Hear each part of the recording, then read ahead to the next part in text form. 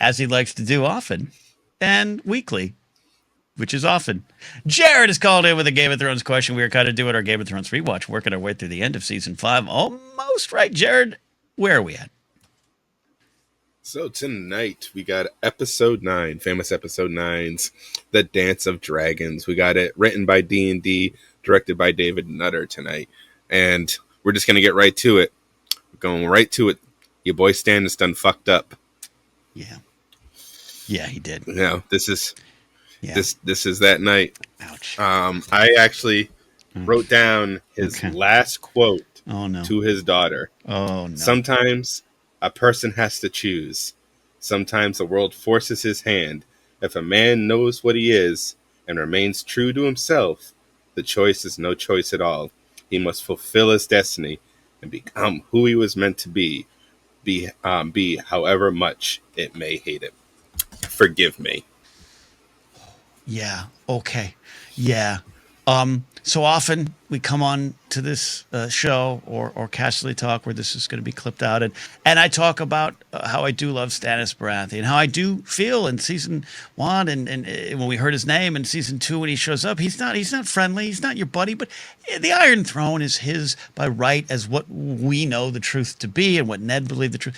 And he's not fun at parties. He's not fun at parties. But Stannis, you got to kind of support who he was, and he does what he's told, and he sticks to it, and he completes tasks, and that for me personally, Stannis Baratheon was a character I loved, a character I related to, but also a character I took great lessons from, including his fall, including his death. And I often talk about that, and I want to reiterate that that's the truth to me. But I want to go to this moment, Jared, and reliving this episode. Because we didn't know this, right? Like, this hadn't happened in the books yet. This wasn't... this wasn't where we were heading, right? Like, I don't recall. Yeah. Yeah. I don't recall that as much. No. Yeah. No, I don't think he's gone this way. Yeah. He's still waiting to fight Ramsay in the book. He's still, and there's the fake Arya and all the stuff going. There's a lot of stuff going on, right? So when this happened, and I had been on shows, on Screen Junkies, on the Night is Dark podcast with Michelle Boyd, Maude Garrett, and Tiffany Smith, and I had been defending Stannis. And at the end of season 4, Stannis has this home run moment. He's the hero of the day. He shows up. And I'm like, see, I told y'all. I just want to go to that moment, Jared, when I really realized what he was doing, what was going to happen, and how, in true Game of Thrones style, the camera wasn't going to blink and the show wasn't going to blink. That may have been one of my lowest moments in fandom. Yeah. No, it's definitely like it felt... The first time watching it, it feels off when he goes into the tent, but you don't think it's... And then as soon as she starts walking, oh God, he's about to do it. He is. Well, his wife backs off of it, right? His wife... when it's happening. When it's happening.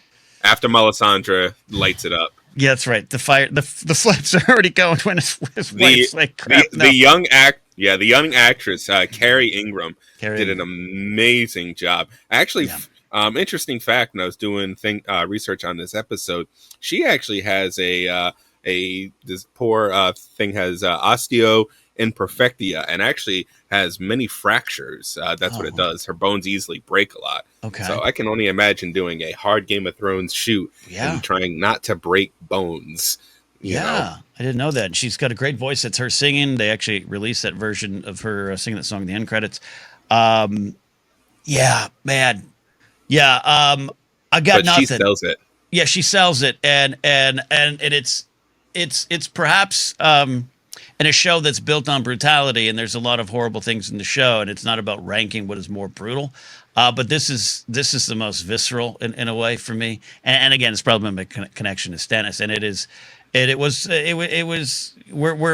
we're beyond the, you can't turn around from this, right? You cannot turn around from this, and this was to me one of the big central themes of the show is these choices and these things you do in pursuit of power and pursuit of status, the loss of self. That's what I always talk about, and I know it's kind of almost a repeat, but the loss of self. And man, I gotta tell you, I was with Michelle, Maude, and Tiffany, and a couple of the friends of us watching that, and we had to record everyone in the goddamn room turned to me, Jared.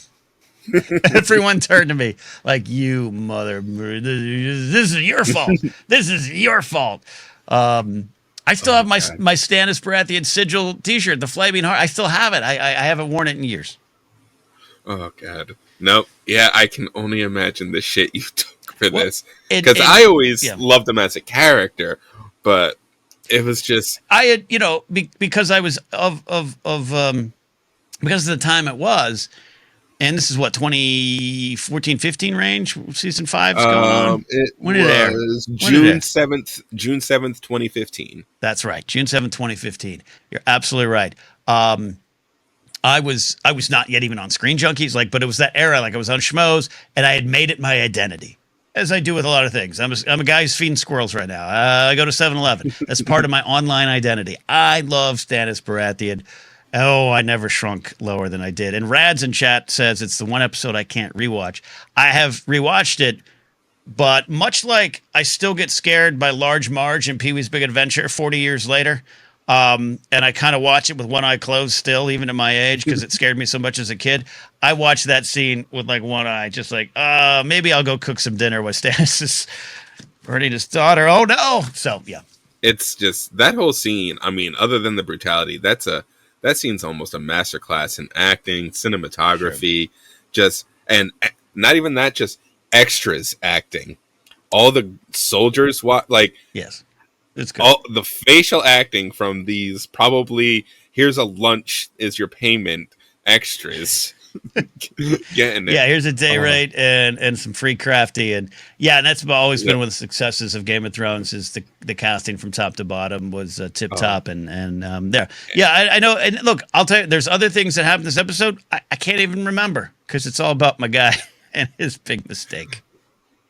Yeah, pretty much. I mean, there's some stuff in Bravos again. Arya doing her thing. Abandoning the Thin Man to go after some personal stuff, and it's the big fighting pit scene in Marine. Great stuff, But great stuff. What I love most about this with the rewatch is none of us catching the not backdoor pilot, but the backdoor pitch pilot in this. What are you reading, Shireen? It's the Dance of Dragons. Yeah. Well, yeah, because it's also, if you're a House of Dragon fan who hasn't read Fire and Blood, don't go back and rewatch these episodes. And the earlier one with Joffrey in season 2 or 3, that's everything spoiled. So, but part of the fun. Jared, we'll move on to finishing season 5. Season 5 next time. That's gonna be fun. Yep. Nope. And next week we got Mother's Mercy. There we go. Oh yeah. Shame. All right. Thank you, Jared, for calling in, my friend. Always.